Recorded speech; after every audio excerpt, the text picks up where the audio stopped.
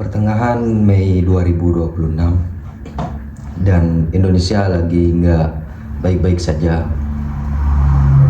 Di saat kita mungkin lagi asik scrolling TikTok di kamar yang nyaman, saudara-saudara kita di Musirawas Utara, Sumatera Selatan, dan beberapa titik di Sumatera Utara lagi berjuang melawan lumpur.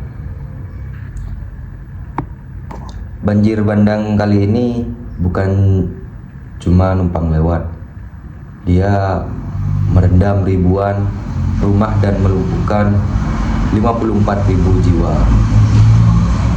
Tapi pernah gak sih kalian kepikiran di mana posisi perusahaan-perusahaan besar yang beroperasi di sekitar sana? Apakah mereka cuman kirim ucap duka lewat Instastory atau mereka benar-benar hadir?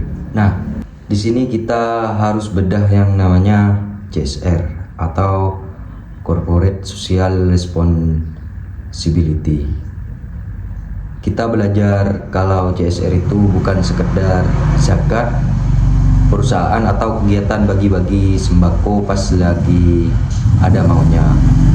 Berdasarkan teori triple bottom line dari John L. Kingston, perusahaan punya tanggung jawab di 3 pilar, yaitu profit, people, dan planet. Saat bencana di Sumatera ini terjadi, pilar people dan planet lagi dalam krisis besar. Perusahaan nggak bisa cuman fokus ke profit kalau ekosistem di sekelilingnya lagi hancur. Jadi CSR itu bukan pilihan, tapi komitmen wajib untuk menyeimbangkan dampak bisnis terhadap lingkungan dan masyarakat. Lalu aksi nyata kayak gimana sih yang dibutuhin warga Sumatera Selatan dan Sumatera Utara sekarang? Gak cuma soal bantuan instan ya. Yang pertama ada emergency response. Ini jangka pendek seperti air, obat-obatan, dan evakuasi. Perusahaan harus bisa pakai logistik mereka buat bantu distribusi. Terus yang kedua, post disaster recover. Ini yang sering dilupain. Banyak petani di sana yang sawahnya busuk atau gagal panen total.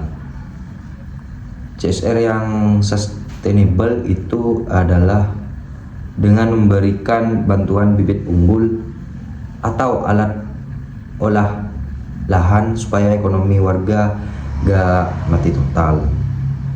Dan yang terakhir, mitigasi.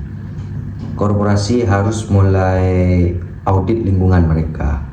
Apa mereka sudah bangun sistem drainase yang benar, atau malah ikut menyumbang kerusakan lahan yang memperparah banjir saat ini. Jujur aja, bencana di Mei 2026 ini adalah bukti kalau krisis iklim itu bukan cuman mitos. Cuaca makin ekstrim dan sulit diprediksi. Kalau perusahaan masih mikir pendek, cuma mau ambil untung tanpa peduli restorasi alam, sebenarnya mereka itu lagi bunuh diri, sama saja dengan bunuh diri pelan-pelan tuh.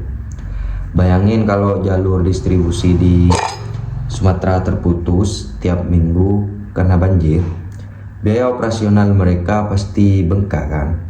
Jadi investasi di CSR lingkungan itu bukan biaya tambahan, tapi asuransi untuk masa depan bisnis mereka sendiri agar tetap bisa berdiri di bumi yang sehat. Mungkin itu saja dari saya, Minal Ikron. Kurang lebihnya mohon maaf. Wassalamualaikum warahmatullahi wabarakatuh.